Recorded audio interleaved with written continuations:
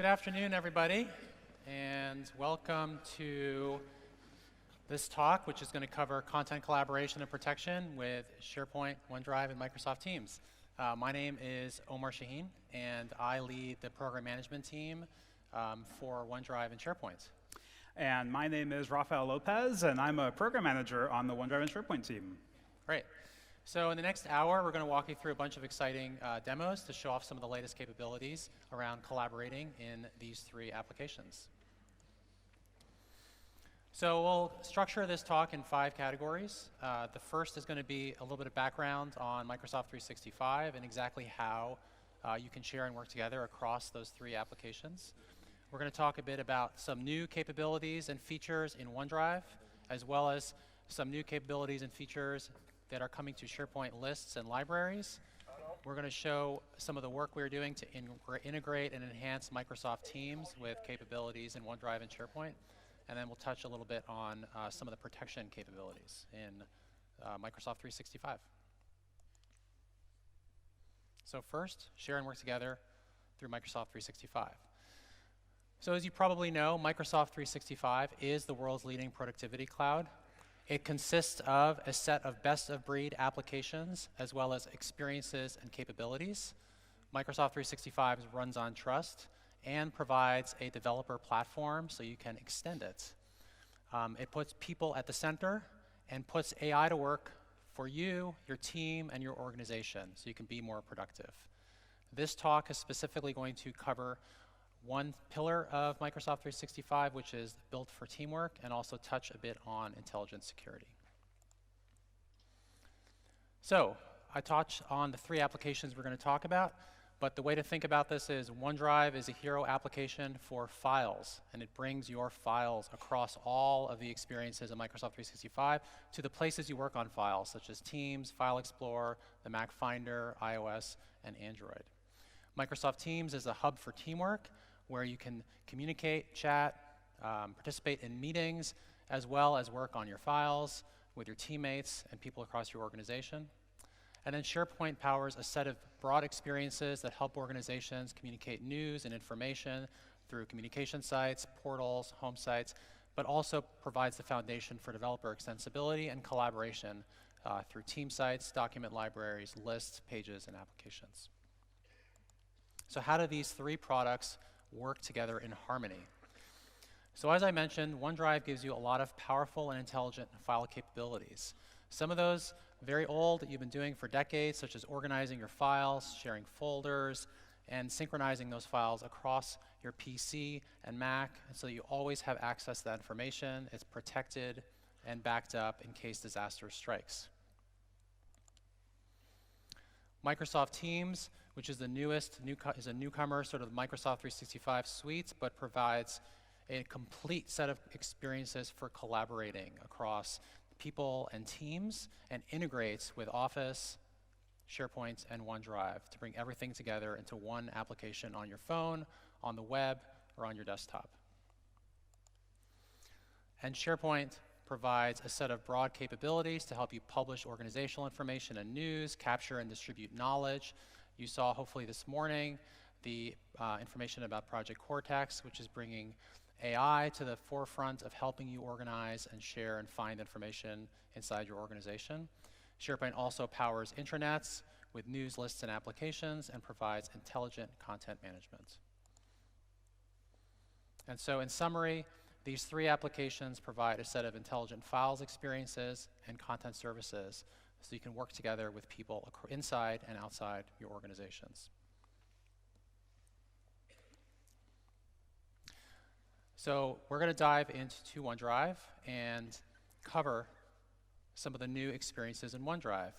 At its core, OneDrive provides some foundational capabilities. You can view and capture files from your phone, for example, through the built-in Office Lens, or through camera upload, which lets you take content on your phone and bring it up into the cloud.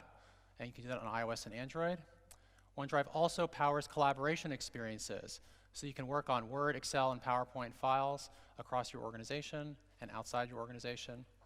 And then it helps you organize all of that content into one place so that you can always go to OneDrive and find your personal content that's private, You can share that content. You can access your shared libraries, which are created across teams and groups, as well as team sites.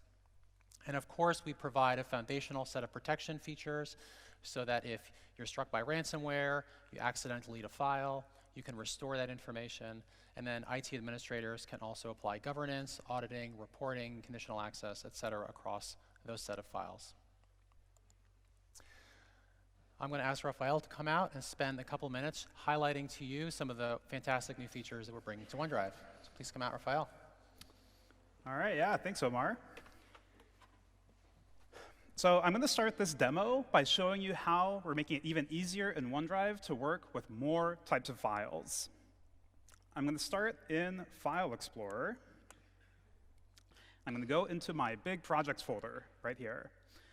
And I want you to take a look at this file over here, and let me know if you notice anything interesting about it. I'm going to go and I'm going to go into Properties, and let's zoom in a little bit in here. And you'll see it's actually a 100 gigabyte file, but as you can see with the blue cloud icon next to it in File Explorer, it's actually already stored in OneDrive. And so yeah, it's really exciting. Basically, we're increasing the maximum file size limit in OneDrive from 25 gigabytes to 100 gigabytes. So I hope that's pretty exciting to a lot of you in the crowd. Now, of course, with larger file sizes, you still want to be able to work really quickly and really efficiently in OneDrive. And so another feature that we're introducing alongside these larger file sizes is what we call Differential Sync. So let me show you how that works with this video file here.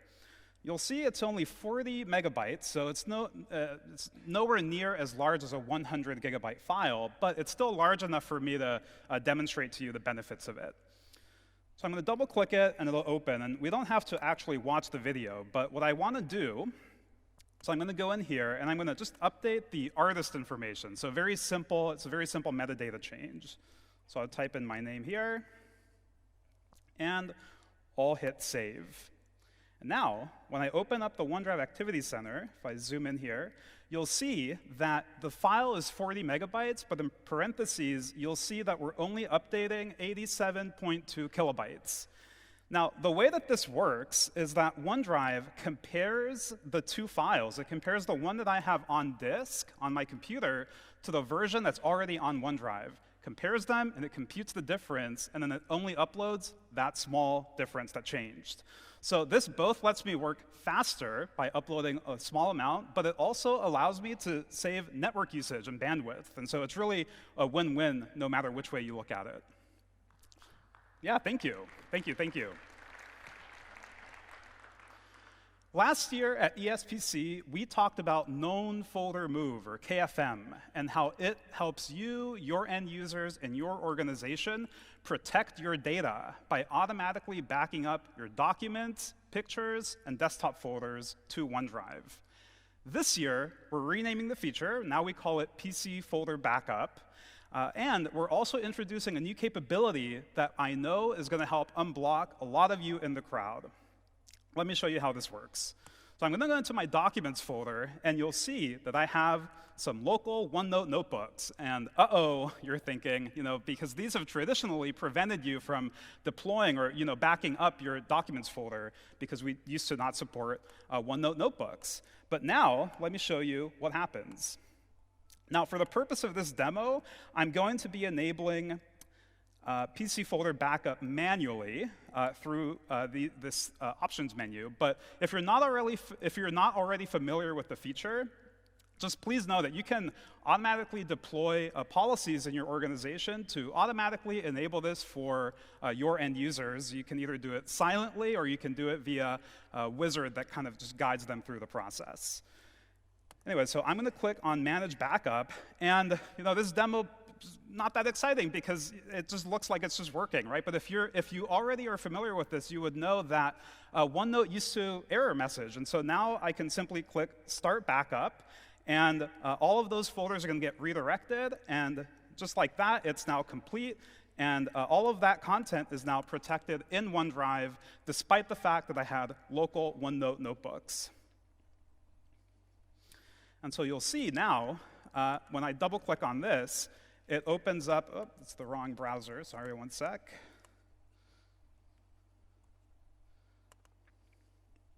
Here we go. It opens up the OneNote on the web, on the OneNote web app, and that's it. So now the OneNote's actually backed up by OneDrive and is protected. So let me switch over to the OneDrive website, where I'm going to switch gears and kind of talk about some new collaboration capabilities that we're introducing to the product to let you work more efficiently, whether it's people with people inside your organization or outside your organization. So in the last couple of days, I've been working on a PowerPoint presentation with some colleagues of mine. We're going to be sharing this presentation to our leadership team and later to our actual customers. Now, you'll see when I hover over this presentation, I get this hover card, and I'll zoom into it, and I'll show you some different capabilities that we have inside of it. At the top, you see that it's telling me the number of times that the file's been viewed, like the number of times it's been opened, essentially. And at the bottom, it shows me the people that have been contributing to those views. So in this case, it's only 3 people. It's myself, Grady, and Miriam. But the new capability that we're introducing this year is this middle section that we call Your Conversations. And what this is it's a feature in OneDrive that we're integrating with the intelligent Microsoft Graph, and we're able to detect all of the conversations that you're in, whether they're in Teams or whether they're in Outlook, and we detect the conversations that contain references to this file. And so you'll see here, if I open it again, I'll click on the one in the middle, it's a Teams conversation with Lee. Now, for the purpose of this demo, I'm going to just join on the web, as opposed to on the desktop app. And what you'll see in a moment is Teams is going to load, and it's going to take me directly to that conversation that I had, and it's going to show me the reference, the link to that file. And so I can see here that I was discussing with Lee something about an image in this presentation. So I'll go ahead and click on it, and how many people in the crowd have ever, been given a link to a presentation and been told to go directly to a slide, and you have to, scroll and scroll and scroll to find it? But you'll see when I clicked on that link, it actually took me directly to slide 10. And the way that worked is we have already introduced a feature where I can simply right-click on the slide in PowerPoint, and I can get a link to it. And it uses the same common sharing experience that you're hopefully already accustomed to across Microsoft 365. I can go and I can configure the link just like I'm used to, just like any other link. It's just that the link has an additional property that takes people directly to that slide. And this even works if you happen to rearrange the slide. Right now it's slide 10, but tomorrow it might be slide 9 or slide 11. Doesn't matter, that link will always take people to that slide. So this hover card, I showed it to you for a PowerPoint file, but of course, all of those same capabilities work for any type of file in OneDrive, whether it's an Office file or a non-Office file. Anything will work. But I do want to highlight an additional point of intelligence that we have for Word files specifically. So if I go back here, you'll see that, again, I have all of that same information. I have the number of views, I have your conversations, and I have the specific individual viewers that have been viewing the file. But now I have this section called Inside Look. And what this is doing, again, powered by Microsoft Graph, is it's letting me know approximately how long this Word file will take to read. In this case, it's a short file, and so it's only about a minute long. But it also extracts some information from the document, and it essentially gives me a summary of it, or some key points that we call at a glance. And so this allows me, if I have a lot of files in the same folder that are perhaps similar, I can simply hover over them, and I can better understand which is the one that I want to open in that moment.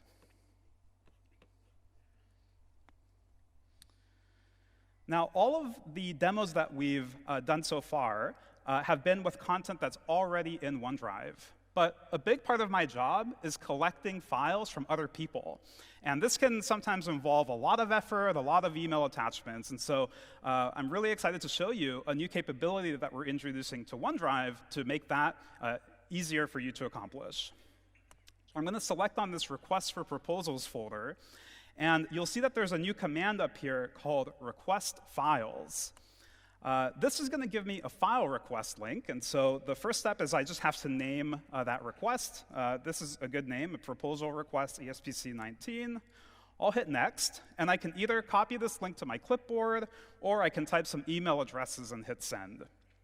For the purpose of this demo, I'm going to copy that link, and then I'm going to open a private browsing session to simulate what an external user without an account would see if they were to navigate to that link.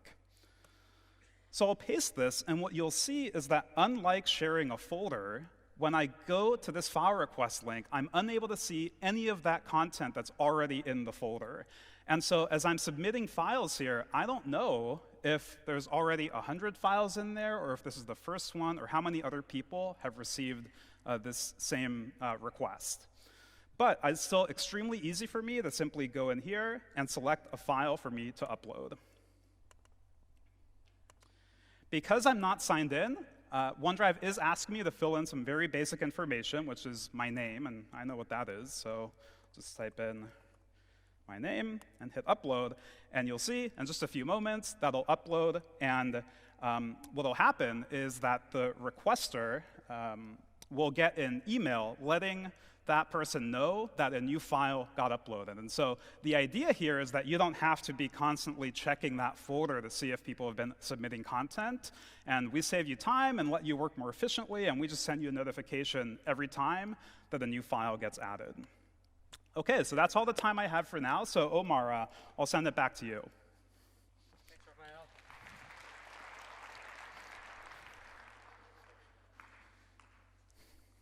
All right. So that was just a quick highlight of some new features that are coming to OneDrive, and I'm going to recap some of them. So you saw differential sync, and the real value there is as we work on bigger and bigger files, or as you collaborate on bigger and bigger files that aren't yours, this makes it so that when you close that lid of your laptop and go, you can rest assured that those changes have been uploaded to the server so you can continue to work and go on your way. The next feature you saw Rafael talk about was the enhancement we've made to known folder move. For many of our customers and organizations that have deployed it, they've found a lot of success moving their customers to the cloud without having to retrain any of their employees with respect to how OneDrive works, because OneDrive is now just backing up their documents, their desktop folder, and so those folders become sort of cloud enhanced. But now with the new support for migrating OneNote to local notebooks, those can also be migrated to the cloud as part of the deployment process for known folder move. A feature we didn't demo but also is coming to OneDrive is this idea of being able to bookmark content.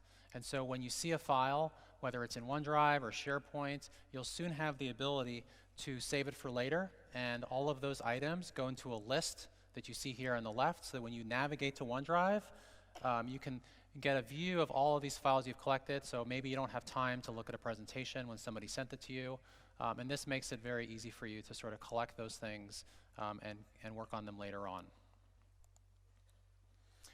We're also introducing or enhancing our block download capability, and so this lets you continue to share in the cloud while restricting the ability for people to actually take that content with them. And so we added support for additional files such as PDFs, and we also support block download when you share to specific people in addition to just view-only links. You saw Rafael demo the request files feature. This is a great way, for example, if you're organizing an internal event and you're trying to get people outside your organization to contribute content, it's very simple to send them a URL for request files and give them a way to upload content in a way that makes you're able to organize that yourself in one folder. And you can also do things like run Microsoft flows against that folder, or Power Automate, which lets you stitch together additional automations and notifications or other business process based on things that have been uploaded through this feature. The Conversations file card makes it easy for you to stay connected to the Teams and Outlook conversations that you're having about files. So when you share links to files, those now get organized for you in this file card, in addition to things like some of the other capabilities around time to read, summary, view count, as well as sharing and save for later, which you can see on the card.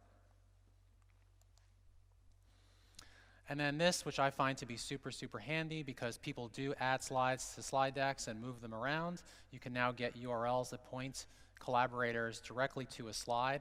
Very similar to how when you do something like this, which is @mention somebody in a slide, it also generates a link that is anchored to that slide. So when collaborators come back in later on, as you can see here through this flow, where I go ahead and generate, in this case, an @mention email, which the recipient gets. When they click open, that'll take them directly to that slide. Those emails are also getting enhanced with specific comments. So from within the email, I can actually see exactly what is being commented on in some of the comment history. And we're also including information such as the previews of the content. So in this case, you can see the specific slide in PowerPoint that was commented on. And then finally, we're adding the ability for you to reply directly from within those comments. So that if you get in one of those emails and you see all the comment history, you can simply put your cursor in that box, type some text, hit insert in Outlook, and that information is then posted right back into the document, saving you a bunch of time. That also works for Word files, as you can see here, where the section that's highlighted as well as the content around it is included. So you can, again, see what people are talking about in the document. And it even works for Excel.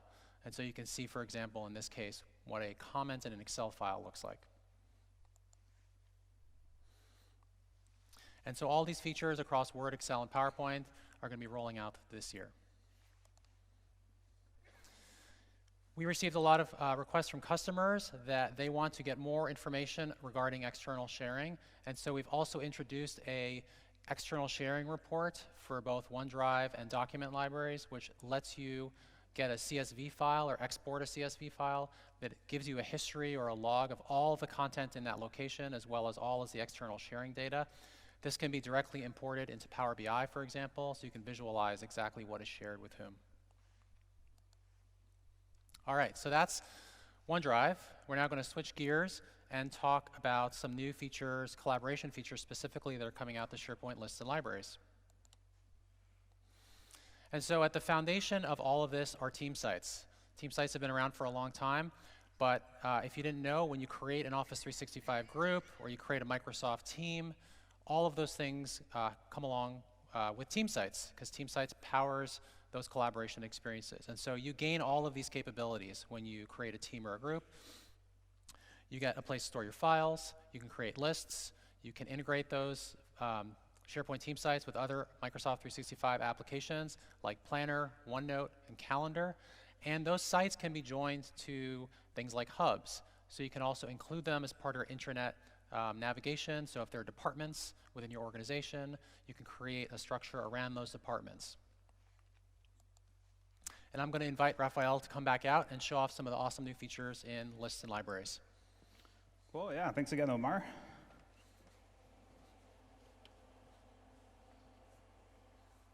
Great.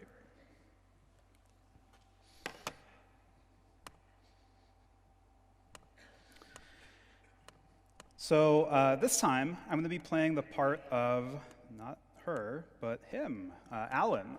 And Alan, I am a manager in Consoles Electronics, and I have this team site for a drone campaign that my team is running as part of the holiday season that we have coming up.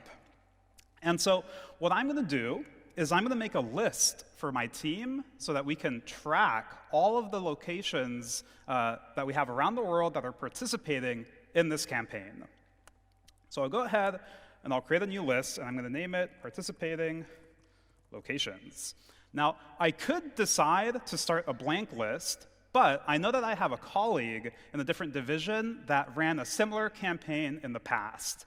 And so instead of starting from scratch, I'm going to base my list off of his list. And so all I have to do is I select the site that that was in, and I'll select this list over here, and I'll hit Create.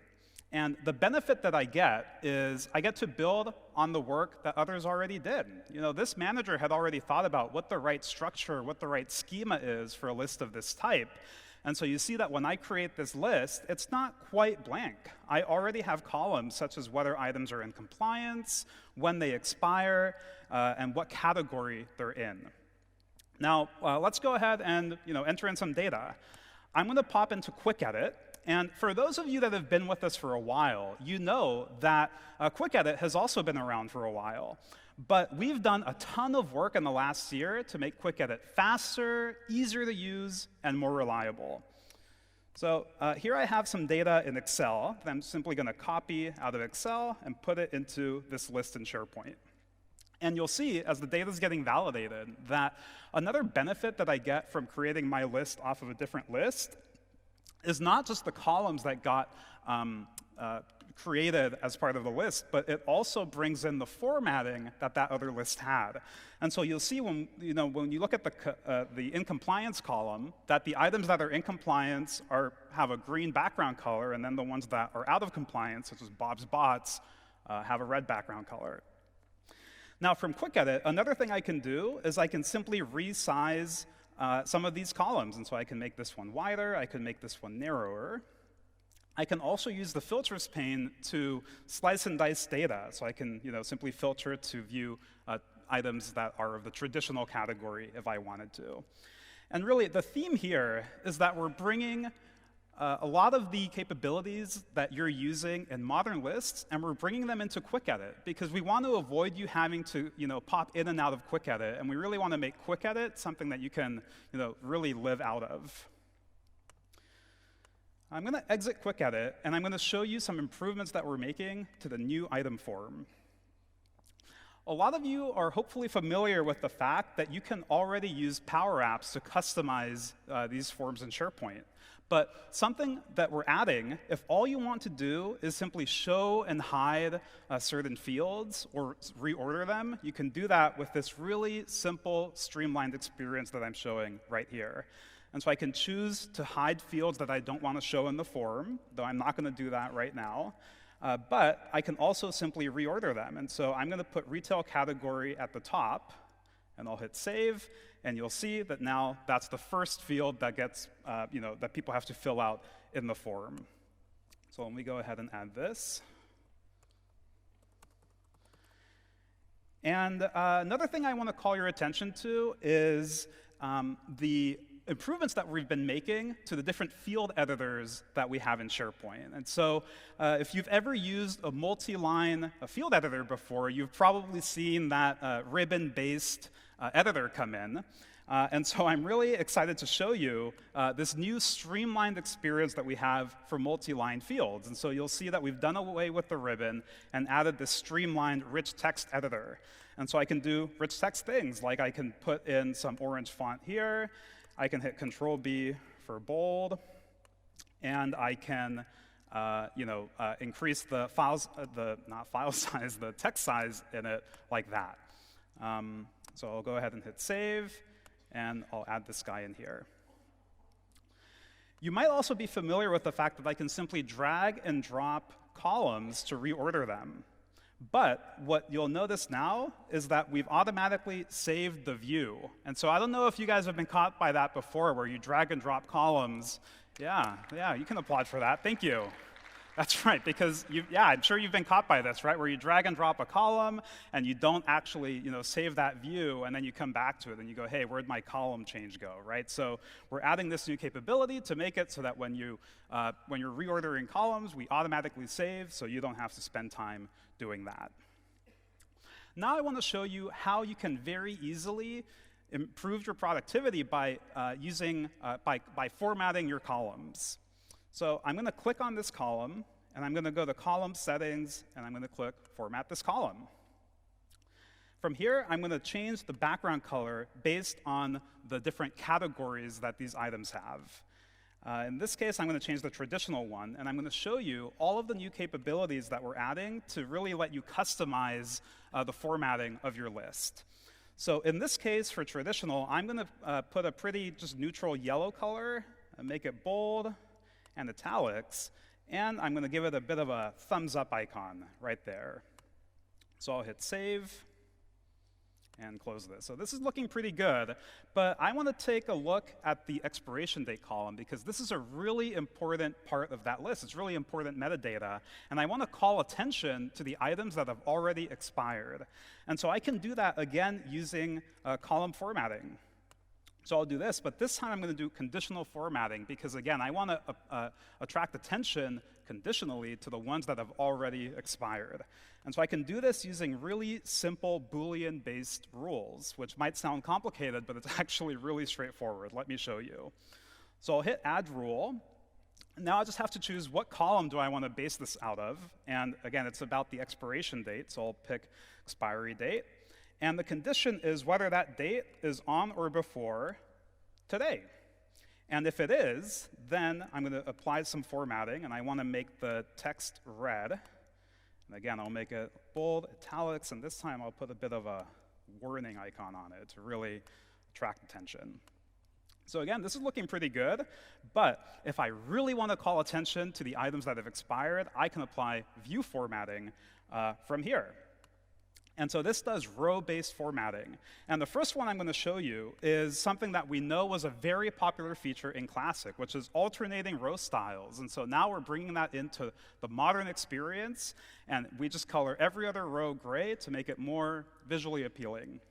But today we're focusing on process. And so again, we're going to apply a conditional formatting rule to this, and it'll just be the same one. So if the expiry date is on or before today, then what we're going to do is simply color the whole row red.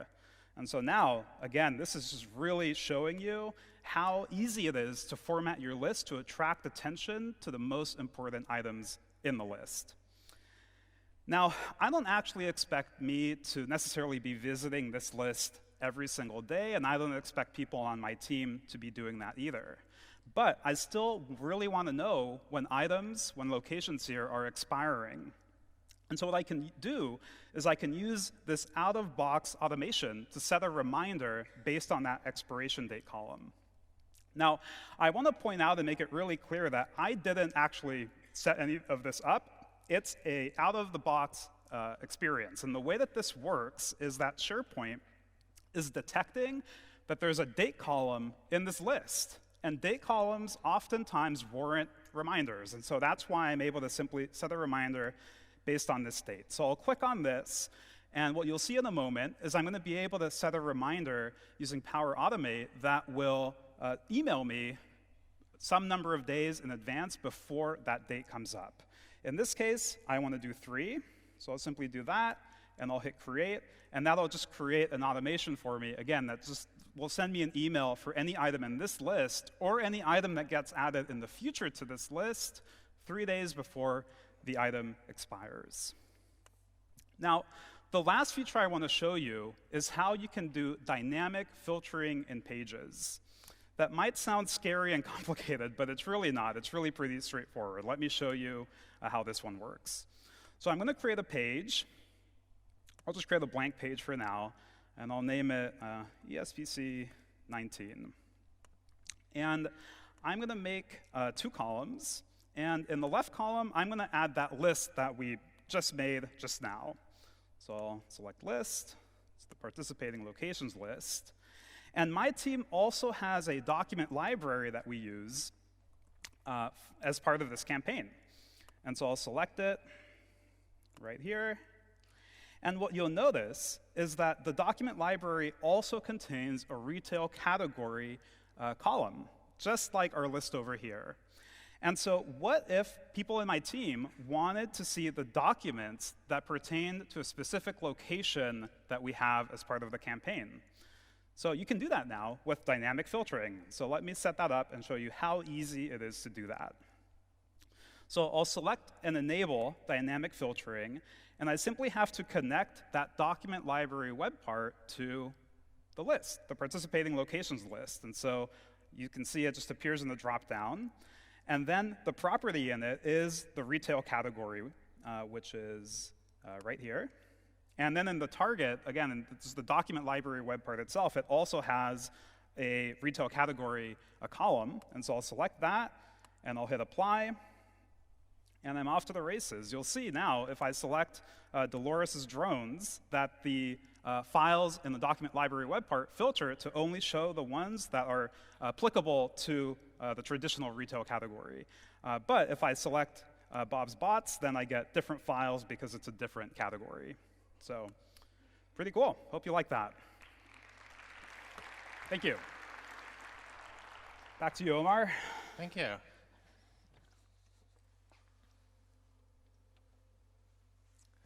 All right, well, I hope you guys enjoyed that. I consider myself a maker, and so anything that lets you do some out-of-box customization like that and just create some really neat sort of composite applications, I think is pretty powerful and hopefully inspires you to help people in your organization collaborate better using lists. So just to summarize a bit of what you saw, the first thing was the ability to create lists from existing lists. And so this is a great way to reuse some other work. In other words, if someone else has done an awesome job customizing a list, maybe not with every single feature like Rafael just did, but if you see something that you like, you can take that as a starting point to make your own list. And pretty soon you'll also be able to also create a list from an Excel spreadsheet, which lets you sort of repeat that process over and over if you have a template in a spreadsheet, or if you export a spreadsheet from another service, you can then import that into SharePoint. You saw the expand button, which lets you sort of take the list and make it full screen, which works great for team sites, so you can get that left nav out of the way. This feature will also work for document libraries in Microsoft Teams, for example.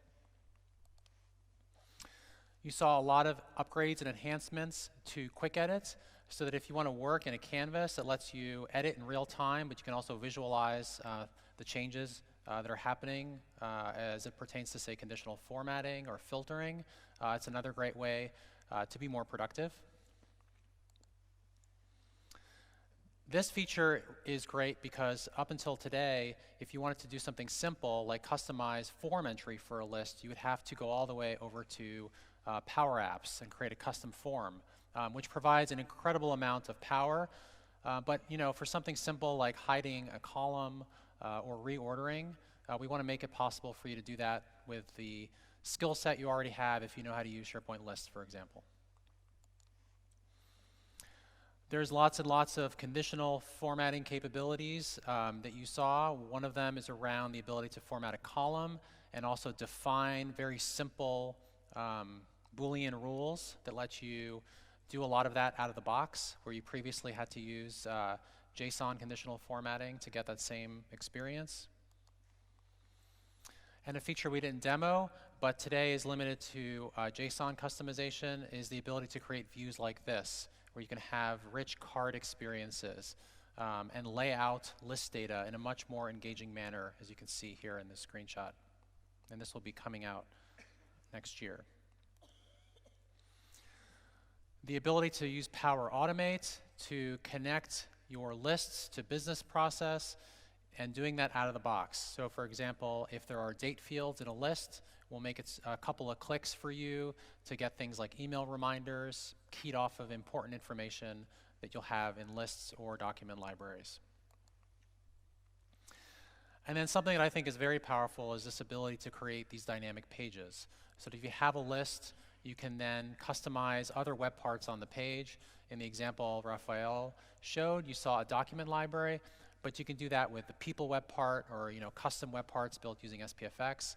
And so that ability to take list data and power other scenarios lets you create rich dynamic dashboards, which you can also include inside Microsoft Teams as an example.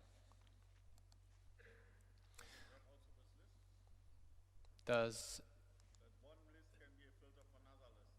I believe so, but I'm not 100% sure. All right.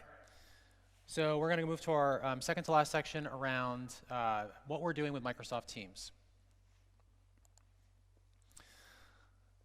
Over the last couple of years, as Microsoft Teams has evolved, you've hopefully all seen that we're bringing a lot of the capabilities of SharePoint and OneDrive directly into the Teams application.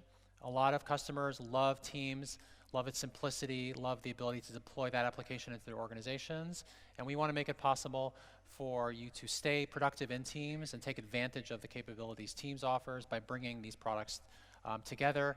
And every year we've come to ESPC, we've sort of progressed further along in that journey. And so to show off some of that, I'm going to invite Rafael back up on stage for the last set of demos. Thank you.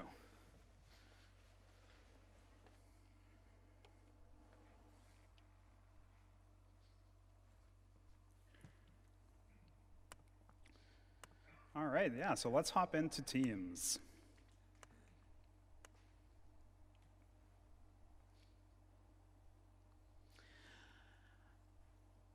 I'm going to go into a team, and I'm going to go into a channel, and I'll go into the Files tab.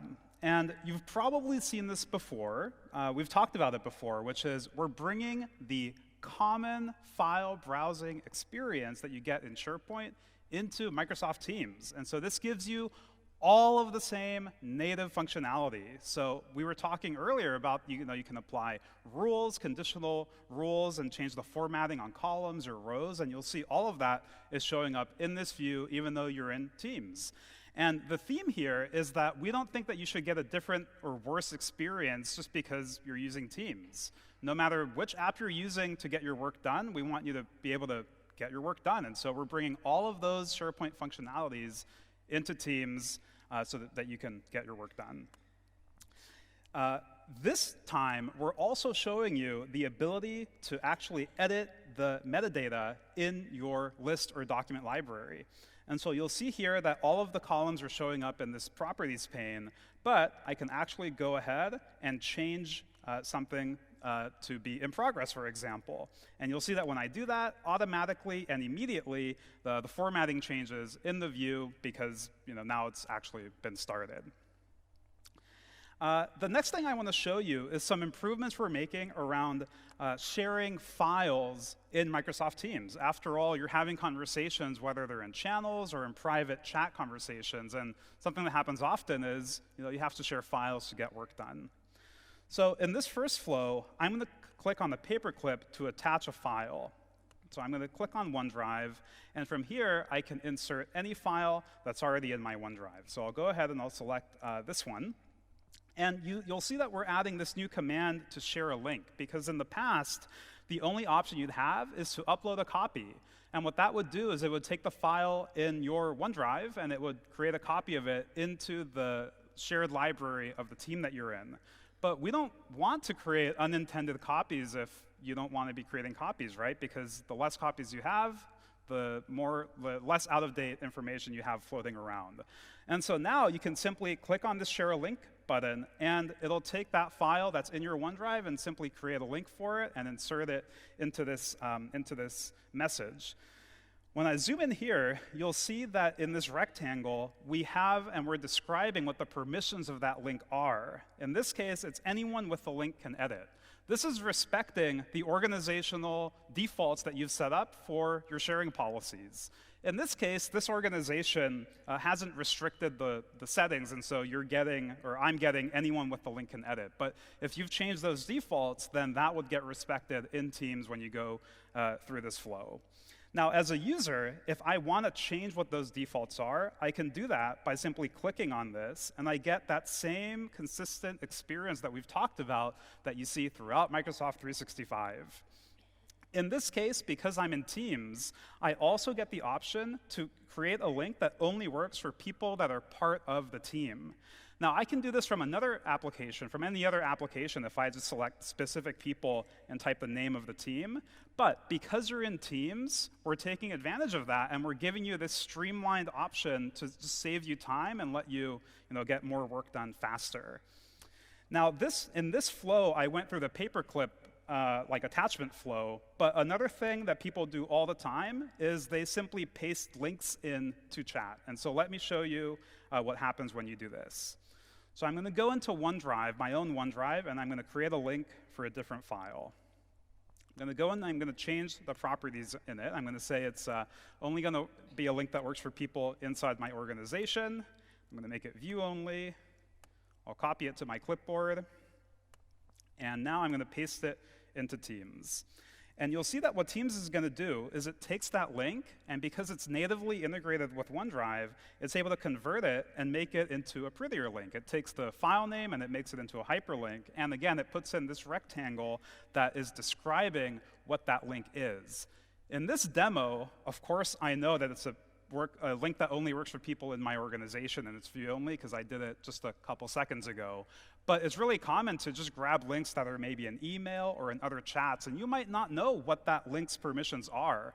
But now when you paste that in Teams, we automatically tell you, and you actually know what you're going to send and whether it's going to work for people or not. And if it doesn't work, Teams actually prompts you and warns you before you hit send, so you have an opportunity to change those settings and correct it, because as we all know, sometimes we send things and then it's a bit embarrassing if it doesn't work. So Teams is really making that a lot better, and we're solving all of these same scenarios as well in Outlook if you use that.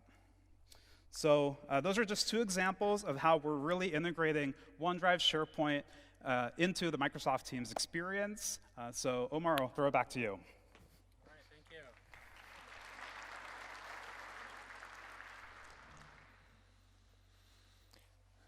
All right. So to summarize some of the features you saw, one of them we didn't demo was this ability to include SharePoint pages. So any page, whether it's a news post or a SharePoint page in a team site or a communication site, you can now include that as a tab in Microsoft Teams. If you also think about the scenario you saw earlier of building these composite pages with two web parts, talking to each other, this is also a way to create dashboards for your team and put them directly inside of a channel. Here's an example of a SharePoint list in Microsoft Teams. This is a heavily customized list, which if you saw what Rafael demoed earlier, you can build on that using JSON to create some very custom views like this one. But this is an out-of-box list that's been customized and appears in Microsoft Teams, just like the Files and the Files tab. And what Rafael demoed was this common file browsing experience, which just recently released, which ensures that whether you're working in a document library in a team or in your OneDrive, all of the capabilities you know and love about those document libraries, such as metadata, custom formatting, the ability to, say, click the sync button and have those files synced in File Explorer, all work in Microsoft Teams now. That also includes the ability to edit that metadata through the properties pane that you saw Rafael demo earlier. OneDrive and SharePoint support previews for over 300 file types. So whether it's a 3D image in this case, or a PDF, or a PSD, or a digital X-ray file, we continue to bring more and more preview capabilities to our service. And so if you're storing all of your files in Microsoft 365, your end users gain all of these abilities, which includes the ability to comment and collaborate across all these file types without having to have these applications installed on your computer. The sharing experience, which now runs across nearly every single M365 endpoint, ensures two things. One, that all of your end users have a consistent experience sharing content, which means if they learn how to do it, they'll be able to do it anywhere, whether it's in Word or in Finder or on their phone or in Microsoft Teams. And every single application expresses a slightly unique version of that. So in this case, in Teams, you saw Rafael demo the experience where he was permissioning just to the person in the chat. In this case, you can see here, I can select only retail promotions. And then the second thing this provides is the ability for you to provide common control and administration across the sharing experience. So you can make organizational decisions regarding the policies of what can be shared with whom, and know that no matter where people are sharing, they'll have a great experience adhering to those organizational defaults and organizational policies. And then the last thing is a quick vignette I'm going to show. One of the biggest pieces of feedback we get from customers is to enhance the ability to create teams from existing team sites. And so we know a lot of people create brand new teams from scratch, but we know many of our customers have team sites already, and so we're continuing to enhance what that experience looks like. And so you can see here, by clicking the little announcement button in the top nav, there's a little link here that says create a team. And so this is an existing team site I've already customized. And in this example, when I go through and create this team, I get to decide which content is going to come along for the ride as part of the customization process, so I can get that team set up correctly. And so now when I come over into Teams, I'll have a specific experience that lets me bring those pages in that you saw earlier, so that I don't have to spend a bunch of time inside Microsoft Teams adding tabs and making sure that the right content is appearing. This also ensures that I can take advantage of Teams capabilities, such as the ability to chat on things like SharePoint pages and collaborate on some of those things we've been using already in a team site. And so we hope to be bringing more enhancements to how you create Microsoft Teams from existing SharePoint team sites in the future. So we've now covered a lot of ground. The protection subject is a whole other talk, and so I'll cover a couple of quick points. But right after this session, talk number 35, given by Navjot Virk, is an hour on security and compliance. And so if you're interested in that subject, I highly recommend that you attend that talk. Everything you've seen up till now is really focused on the kind of capabilities that we are providing to end users to help end users collaborate.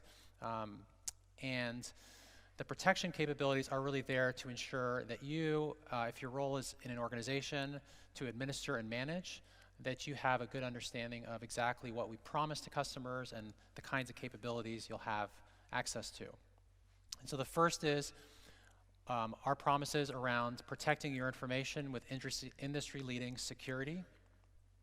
We provide a huge array of controls now for managing users, data, and devices.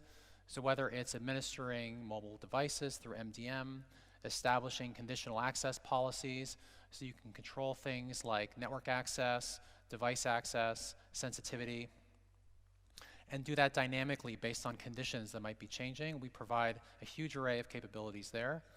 Increasingly leveraging AI and intelligence to provide you with better knowledge and better insights across your organization so you know what's going on. And then, of course, the world of compliance is rapidly changing, and we have a huge team of people that continue to offer industry-leading capabilities with respect to compliance across the world.